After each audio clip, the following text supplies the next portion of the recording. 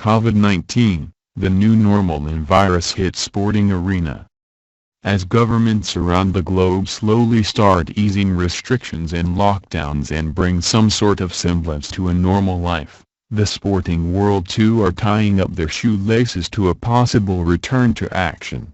The Bundesliga, Germany's top flight, will restart their campaign this Saturday, while the English Premier League, La Liga, Serie A and many other football leagues around the planet are mulling dates in June.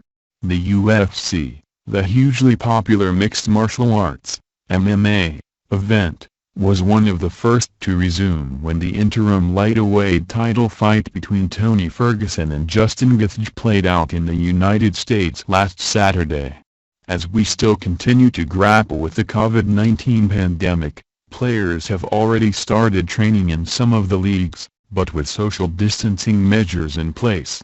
The British government, on Wednesday, issued guidelines to athletes and players on measures to be taken when returning to training, but looking at the larger picture, we are treading into the unknown and quite possibly, sports might not be the same as we all know it. At Yangju in South Korea, it was virtually pin-drop silence as professional women's golf made its return on Thursday. Everyone entering the Lakewood Country Club were screened and there were no spectators accompanying the golfers in the usual banter, and the pairings were missing with players maintaining a distance of 2 meters.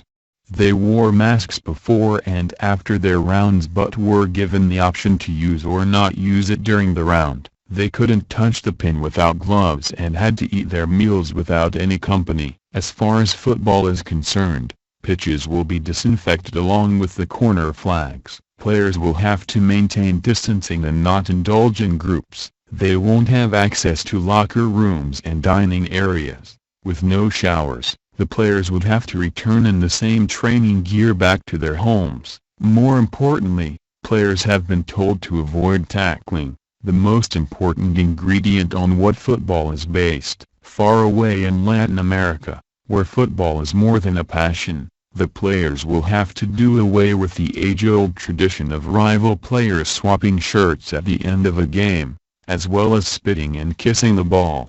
The Bundesliga has told players to avoid celebrating a goal in groups during the match. In cricket, according to the new British guidelines, players have been given the option to opt out of a return to elite training. Meanwhile, bowlers could be stopped from using their saliva and sweat on the ball to get swing, with the Australian Institute of Sport already having issued the guidelines down under. It means that artificial substances might be allowed to be used for the first time in cricket to counter the problem. Australian ball manufacturer Kookaburra have already started work on a wax applicator which will aid bowlers during this time. There have been talks of creating a bubble in these pandemic times with players and athletes cooped up in hotels on site, but then, perhaps that is the need of the hour. Having said that, one shudders to think how a post-Covid world will look like from the glasses of an athlete or player and even the fan engagement.